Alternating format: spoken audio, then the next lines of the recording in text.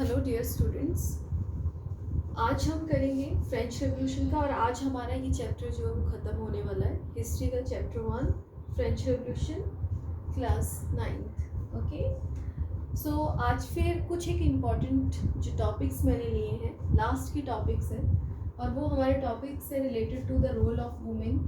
ठीक है, very important. दूसरा, evolution of the slavery system, and the last is Napoleon Bonaparte. ठीक है, सबसे पहले हम रोल ऑफ वुमेन के बारे में करते हैं। वुमेन का क्या रोल था बेटा ड्यूरिंग रेवोल्यूशन? क्या उन्होंने काम किया रेवोल्यूशन के टाइम पे? और जब रेवोल्यूशन ख़त्म हो गया, जो अपने कॉन्स्टिट्यूशन बनाए गए और जो रेवोल्यूशनरी जो गवर्नमेंट बनी, उसने क्या उनके कुछ राइट्स को देखा, उनको कुछ राइट्स दिए या नहीं दिए? ठीक है, सबसे पहले हम role of women during revolution women's का काफ़ी रोल रहा है। जैसा कि मैंने आपको बताया था कि मेनली जो मेन थे वो आपके जो थे वो आर्मी में चले गए थे, वॉर में पार्टिसिपेट कर रहे थे। उस टाइम पे अपनी फैमिली को देखना, अपनी फैमिली को जो है वो रन करने के लिए जो है वो लाइवलीहुड, अपनी अर्निंग कमाना, वो सारा उनके हाथों में आ गया था। तो वुमेन जो थी वो बाहर काम करने भी जाती थी। हाँ, ज़्यादा पढ़ी लिखी नहीं थी, लोगों के घरों में जो था वो काम किया करती थी। फ्लावर बेचना है, ठीक है, ब्रेड बेचना है, या ऐसी चीज़ें जो थी वो शॉपकीपर, एज अ शॉपकीपर वो वर्क करती थी। इसके अलावा जो है वुमेन्स ने जो है बाहर तो वो काम करती ही थी, साथ में घर में जो है वो फैमिलीज़ को लुक आफ्टर भी करती थी। पानी लाना है घर के लिए, खाना बनाना है, बच्चों की देखभाल करनी, ये सारे काम भी वुमेन करती थी। तो वो डबल रोल प्ले कर रही थी women during the time of the revolution in France. ठीक है, हम उनके रोल को जो है वो भुला नहीं सकते हैं। वी कांट बी से कि मैन ने ही काम किया है, वुमेन ने नहीं किया है। वुमेन का भी जो है वो इम्पॉर्टेंट रोल रहा है उस टाइम पे। इसके अलावा जो वुमेन ने, जैसे मैन ने जो है वो अपने पॉलिटिकल क्लब्स बनाए थे, वैसे ही वुमेन ने भी पॉलिटिकल क्लब्स बनाए हैं, अपना न्यूज़पेपर चलाया है। और इनके टोटल जो क्लब्स थे, पॉलिटिकल क्लब्स थे, वो 60 थे। 1 मार्क्स का क्वेश्चन आ सकता है कि कितने टोटल जो थे वो पॉलिटिकल क्लब थे वुमेन के, तो वो थे हमारे पास 60। इसके अलावा वुमेन जो थी दे ऑल्सो डिमांड फॉर, उन्होंने जो थी जब अपना कॉन्स्टिट्यूशन बनाया गया था तो वुमेन जो थी वो उससे सेटिस्फाई नहीं थी, क्योंकि वुमेन को फिर से जो था वोटिंग राइट नहीं मिला था। So they demanded for the equal rights, उनको भी वोट देने का अधिकार मिलना चाहिए, इक्वल राइट्स मिलने चाहिए जैसे मेन को मिले हैं, वो भी गवर्नमेंट में एज अ रिप्रेजेंटेटिव वर्क करें। तो ये सारी फैसिलिटी की वो डिमांड कर रही थी, कौन? वुमेन कर रही थी। ठीक है, अब हम ये पढ़ते हैं कि उनकी जो कंडीशन थी उसमें कुछ चेंज लाया गया कि नहीं लाया गया। ऑफ कोर्स, जब अपना कॉन्स्टिट्यूशन बनाया गया और अपनी जो रिवोल्यूशनरी हमारी गवर्नमेंट है वो बनाई गई, रिपब्लिक गवर्नमेंट यहाँ पे फ्रांस में बनी, तो उन्होंने जो है वो वुमेन्स के फेवर में भी काम किया। सबसे पहले तो उनको एजुकेशन राइट दिया। उन्होंने सब गर्ल को, जितनी भी गर्ल्स थी, गर्ल्स एजुकेशन को जो है वो कंपल्सरी कर दिया। कहाँ? फ्रांस में, कि गर्ल्स के लिए एजुकेशन लेना बहुत ज़रूरी है और वो कैसे भी करके एजुकेशन लेंगी। इसके अलावा किसी भी वुमेन को आप फोर्सफुली उसकी मैरिज करने के लिए नहीं बोल सकते, आप फोर्स नहीं कर सकते। उसके पेरेंट्स, उसके फादर जो है उसको फोर्स नहीं कर सकते हैं मैरिज के लिए जब तक वो खुद ना चाहे। तो फोर्सफुली ये वाला भी उनके ऊपर से एक लॉ बनाया गया कि कोई भी no longer force of the women for marriage के लिए कोई उनके लिए फोर्स नहीं किया जाएगा। इसके अलावा डाइवोर्स के लिए, पहले डाइवोर्स के लिए सिर्फ अप्लाई जो थे वो मेन कर सकते थे, या मेन को ये लीगल राइट दिया गया था। लेकिन अब जो है वुमेन को भी ये लीगल राइट दिया गया कि वीमेंस जो है they could also apply for the divorce. तो एक इक्वलिटी बैलेंस जो था वो धीरे धीरे आ रहा था सोसाइटी में। इसके अलावा उनको जॉब्स के लिए ट्रेंड किया जा रहा था, जॉब्स की जो स्किल चाहिए वो उसके अकॉर्डिंग जो थी उनको एजुकेशन दी जा रही थी। और वुमेन्स ने जो है वो छोटा मोटा अपना स्मॉल बिजनेस भी शुरू कर दिए थे। तो ये एक चेंज था, एक नया चेंज था वुमेन के कंडीशंस में जब अपना कॉन्स्टिट्यूशन बना फ्रांस में, और फ्रांस ने उनकी बातों को सुना और फिर उन्होंने उन्हीं के ही एफर्ट से, किसके एफर्ट से? वुमेन्स के ही एफर्ट से उन्होंने पॉलिटिकल क्लब बनाए, उन्होंने न्यूज़पेपर के थ्रू अपनी डिमांड्स को गवर्नमेंट के सामने रखा कि उनको भी इक्वल जो है वो प्लेसमेंट होना चाहिए, इक्वलिटी दिखनी चाहिए सोसाइटी में, और वो दिखी। चाहे वो एजुकेशन के सिस्टम में हो, चाहे उनको जो है वो मैरिज के लिए फोर्सफुल नहीं किया जा सकता था, एज वेल एज डाइवोर्स के लिए वुमेन्स भी अप्लाई कर सकते थे, ऐसा नहीं था। लीगल उनको एक प्रोटेक्शन मिल गया, एज वेल एज उनको ट्रेंड किया जाता था जॉब्स के लिए, स्किलफुल एजुकेशन दी जाती थी, और साथ के साथ उन्होंने जो स्मॉल बिजनेसेस भी शुरू कर दिए, किसने, वुमेन्स ने, अर्निंग करने लगे अपने के, ठीक है। It's right.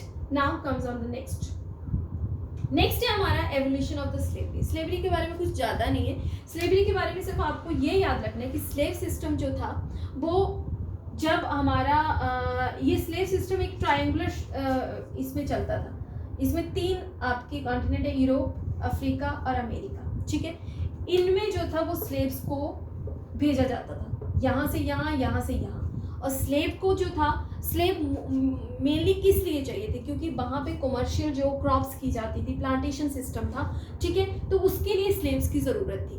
तो स्लेव्स की ज़रूरत थी, उनको स्लेव चाहिए थे, सस्ते मजदूर चाहिए थे, तो उनको जो है लाया जाता था, इन्हीं कॉन्टिनेंट में से उनको जो है वो भेजा जाता था एक जगह से दूसरी जगह। अब स्लेव्स ले जाने का क्या तरीका था बेटा, स्लेव्स को जो था वो शिप्स में भरा जाता था, ठीक है, शिप्स जो बड़े बड़े समुद्री जहाज होते हैं उनमें भरा जाता था। 3-3 महीने तक उनकी जर्नी चली रहती थी, क्योंकि आपको पता है टाइम बहुत ज़्यादा लग जाता है। तो वो एक कॉन्टिनेंट से दूसरे कॉन्टिनेंट तक जब जाते थे कंट्री में, तब तक उनको पहुंचने में काफ़ी टाइम लग जाता। 3-3 महीने तक उनको शिप में ही बंद करके रखा जाता था, और एज वेल एज उनकी कंडीशन जो थी बहुत ख़राब, उनसे बहुत ज़्यादा एक्सप्लॉयटेशन किया जाता था, स्लेव्स का बहुत ज़्यादा काम लिया जाता था, उसके बदले में उनको कुछ भी नहीं दिया जाता था। तो उनकी कंडीशन बहुत ज़्यादा ख़राब थी। लिटिल बिट देखा जाए तो जो आपका इसको री इंट्रोड्यूस किया था नेपोलियन ने अपने टाइम पे, दोबारा इंट्रोड्यूस कर दिया था फ्रांस में। लेकिन देखते ही देखते 1848 में अगर आपसे पूछा जाए कि ये फाइनली कब जो था एबोलिश किया गया फ्रांस से, मतलब हटाया गया फ्रांस से, तो हमारा ये हटाया गया था 1848 में। कब हटाया गया, 1848 में टोटली बैन कर दिया गया आपका स्लेवरी सिस्टम फ्रांस में, ठीक है। तो 1 मार्क्स का क्वेश्चन आ सकता है हमारा, ये आ सकता है कि ट्रायंगुलर कौन कौन से continent, you can explain Europe, Africa and America, ठीक है। सो ये जो थे वो क्वेश्चन बनते हैं स्लेवरी में से, कुछ ज़्यादा क्वेश्चन नहीं बनते। अब हम नेक्स्ट की बात करें तो नेक्स्ट आता है हमारा नेपोलियन बोनापार्ट। नेपोलियन बोनापार्ट जो था दैट इज ऑल्सो नेपोलियन। जब नेपोलियन ने देखा कि फ्रांस में जो है वो ऐसा कोई भी लीडर नहीं था जो फ्रांस को होल्ड कर सके, अब किसने बाजी मार ली, नेपोलियन ने, ठीक है। नेपोलियन ने इसकी बाजी मारी है 1804 में। 1804 में उसने डिक्लेयर कर दिया कि मैं जो हूँ वो यहाँ का लीडर हूँ, कहाँ का, फ्रांस का। उसने फ्रांस को अपने अंडर कर लिया। फ्रांस को ही नहीं, उसने जो वो नेबरिंग जितनी भी कंट्रीज थी, यूरोपियन कंट्रीज, उनको भी जो है वो कंक्वायर कर लिया, मतलब जीत लिया, ठीक है। और जो है वो फ्रांस का ये बन जाता है मेन लीडर, जो कि पूरी फ्रांस को अपने अंडर करता है। इसके अलावा उसमें क्वालिटीज़ क्या थी, आ जाता है कि mainly you can explain about the Napoleon Bonaparte, why he has become the leader in France, what was the quality inside, या what was the work he have done for France, so had done for France. So he said that कि पहली बात तो ये थी, उसमें qualities ये थी कि वो बहुत अच्छा लीडर था और गुड स्पीकर था, बहुत अच्छा बोलता था। अब गुड स्पीकर जो होगा उसको लोग सुनेंगे ही सुनेंगे, तो जैसे ही वो बोलता था लोग उसको सुनते थे, पहली बात तो ये। दूसरी बात है, उसने एक मॉडर्नाइजेशन ला दिया पूरे यूरोप में, मॉडर्निटी लाया। जो घिसे पिटे रूल्स थे उन्हीं के तरीके से सारे चल रहे थे फ्रांस में, उसने उनको हटा दिया, टोटली हटा दिया। एक न्यू इन्वेंशन लेके आया है वो, इसलिए उसको मॉडर्नाइजर ऑफ यूरोप भी बोला जाता है। कौन है मॉडर्नाइजर? मॉडर्नाइजर था आपका बेटा नेपोलियन। उसने क्या क्या किया, उसने यूनिफॉर्मिटी लाया करेंसी में, बहुत सारी करेंसी फ्रांस में जो है हर एक स्टेट में अलग अलग करेंसी यूज़ की जाती थी, उसने इन करेंसीज को ख़त्म कर दिया, बहुत मिनिमाइज कर दिया उनको, ठीक है। उसने यूनिफॉर्मिटी लाया, ठीक है, कि इतनी ज़्यादा करेंसी यूज़ करोगे तो तुम तो कंफ्यूज हो जाओगे, every person has to be confused about that. तो उसने क्या किया कि उसको यूनिफॉर्मिटी लाया, उसको मिनिमाइज किया करेंसी को। दूसरी बात उसने क्या की, uniform system of the weighing and weight system और as well as a measuring, measurement के लिए, वेटेज के लिए, ठीक है, जो है वो मेजरमेंट का अगर सिस्टम इंट्रोड्यूस किया है किसी ने तो वो किया था नेपोलियन ने फ्रांस में, ठीक है।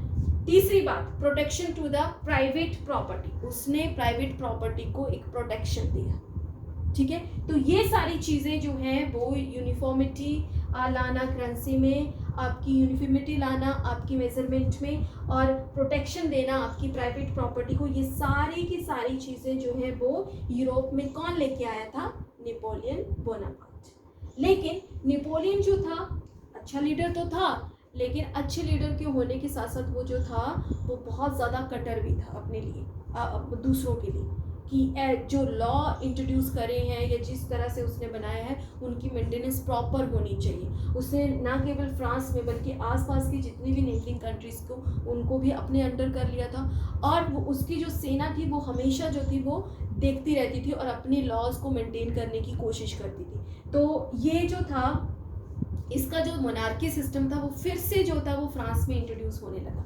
जिससे कि बाकी यूरोपियन कंट्री जो थे वो परेशान हो गए।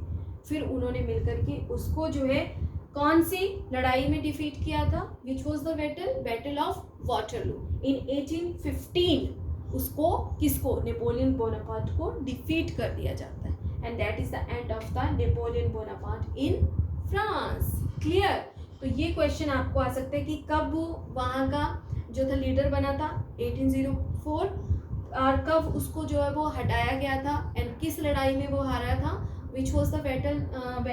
That was the battle of Waterloo in 1815, ठीक है। क्या क्या उसने जो है वो काम किए थे आपके यूरोप में, कि उसको जो है वो मॉडर्नाइजर्स ऑफ यूरोप बोला जाता है। तो यूनिफॉर्मिटी इन द करेंसी को उसने मिनिमाइज़ किया था, नहीं तो बहुत सारी करेंसीज थी फ्रांस में, उसको मिनिमाइज़ किया।